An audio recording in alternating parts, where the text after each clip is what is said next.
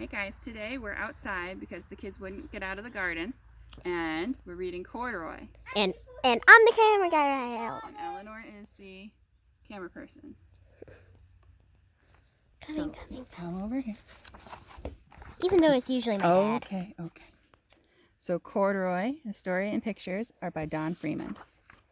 Corderoy is a bear who once lived in the toy department of a big store.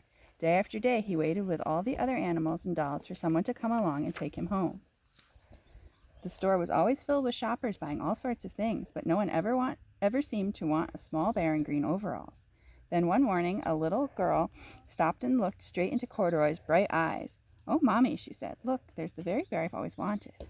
"Not today, dear," her mother sighed. "I've spent too much already. Besides, he doesn't look new. He lost the button of one of his shoulder straps." Corderoy watched them sadly as they walked away. "I didn't know I'd lost a button," he said to himself. "Tonight I'll go and see if I can find it." Late that evening, when all the shoppers had gone and the doors were shut, Corderoy climbed down carefully from his shelf and began searching everywhere on the floor for his lost button. Suddenly he felt the floor moving under him. Quite by accident, he'd stepped on an escalator, and up he went. Could this be a mountain, he wondered. I've always wanted to climb a mountain.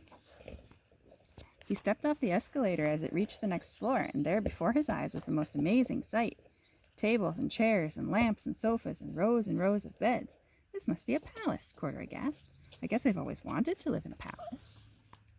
He wandered around admiring the furniture. "This must be a bed," he said. "I always wanted to sleep in a bed." And he crawled up onto the large, thick mattress. All at once he saw something small and round. "Why, there's my button," he cried, and he tried to pick it up. But like all the other buttons on the mattress, it was tied down tight. He yanked and pulled with both paws until, pop, off came the button, and off the mattress Corderoy toppled. Bang! Into a large tall floor lamp. Over it fell with a crash. Corderoy didn't know it, but there was someone else awake in the store. The night watchman was going his rounds on the floor above.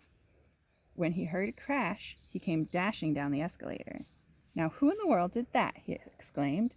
"Somebody must be hiding around here." He flashed his light under and over sofas and beds until he came to the biggest bed of all, and there he saw two fuzzy brown ears sticking up from under the cover. "Hello," he said. "How did you get upstairs?" The watchman tucked Corderoy under his arm and carried him down the escalator and set him on the shelf in the toy department with the other animals and dolls. Corderoy was just waking up when the first customers came into the store in the morning, and there, looking at him with a wide, warm smile, was the little girl he'd seen only the day before. "I'm Lisa," she said, "and you're going to be my very own bear. Last night I counted what I saved in my piggy bank, and my mother said I could bring you home." "Shall I put him in a box for you?" the saleslady asked. "Oh, no, thank you," Lisa answered, and she carried Corderoy home in her arms. She ran all the way up 4 flights of stairs into her family's apartment and straight to her own room. Corderoy blinked. There was a chair and a chest of drawers, and alongside a girl-sized bed stood a little bed, just the right size for him. The room was small, nothing like that enormous palace in the department store. "This must be home," she said. "I know I've always wanted a home." Lisa sat down with Corderoy on her lap and began to sew a button on his overalls. "I like you just the way you are," she said, "but you'll be more comfortable with your shoulder strap fastened." "You must be a friend," said Corderoy. "I've always wanted a friend." "Me too," said Lisa, and she gave him a big hug. I love that book.